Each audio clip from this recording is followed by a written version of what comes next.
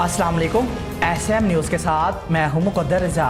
SM news studio में खुशामदीद। खबरों का सिलसिला बढ़ाते हुए खबशान करते हैं मरीद के रोड पर बस और कार में खौफनाक तसादम हो गया।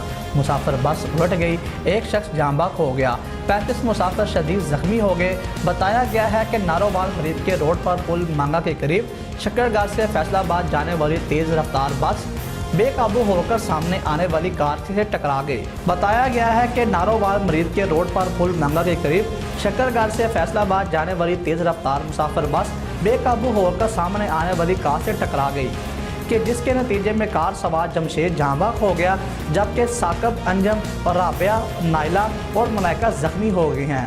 जबकि बस में सवार खादम हुसैन, वसीम, सईद, अनवर वगैरह शामिल हैं। और रेस्क्यू 112 के एहलकार मौका पर पहुंच गए और मुतवफ़ी और मजरूबीन को तिब्बी इमदाद के लिए अस्पताल मुंतकिल कर दिया है।